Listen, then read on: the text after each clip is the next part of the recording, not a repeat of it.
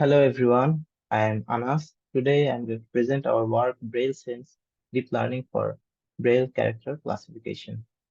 So this is the outline of the presentation, starting with the background and motivation. For people who are visually impaired, accessing written information is difficult, which is why the Braille system was developed in the late 19th century. However, learning these Braille characters can possess many difficulties.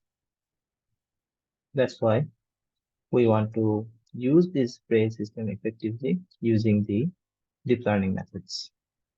So these are our research objectives.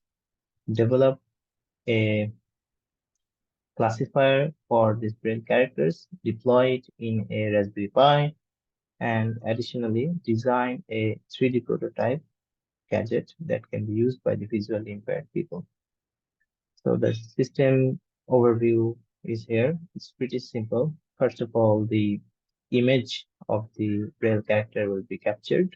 Then it will be fed to the model classifier. The output will be an audio of the classified braille character. Here is the 3D model. The camera will be placed in the tip of the index finger, and here will be the Raspberry Pi alongside the speaker for the audio output. The dataset which we used for training the model had 28 by 28 pixeled grayscale images of the English alphabets A to Z alongside the images for corresponding Braille characters. Three types of augmentation was used: height with shift, rotation, and dim. So the total number of images for the dataset was 1560. And this dataset is available in Kaggle as given the link below. Our model architecture is given here.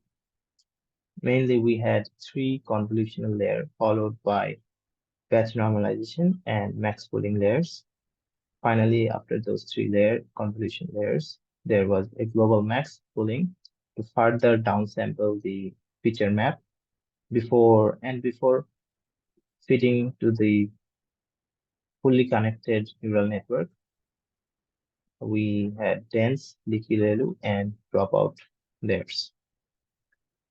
So these are the accuracy and loss curves. As you can see, our model did perform really well, considering the fact that the validation and accuracy for both loss and accuracy curve, the they were very close.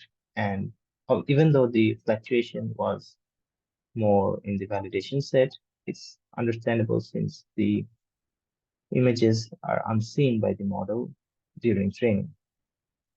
We also benchmark our model with existing approaches. Like here, the best was 99% accuracy. Our model was pretty similar.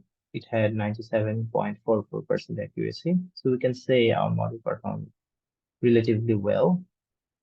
And we also have to keep in mind that it's much lightweight compared to other models, which was a beneficial point since we want to deploy it in the Raspberry Pi. Finally, for concluding, we can say, to summarize, we developed a supportive system for the visually impaired people to mitigate the challenges they face while reading written informations.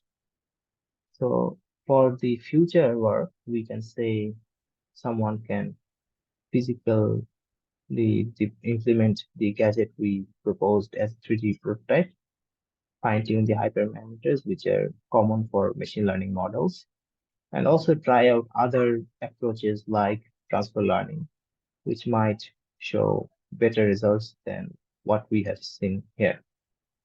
So that's it. Thank you for your patience. Hope you enjoyed our presentation.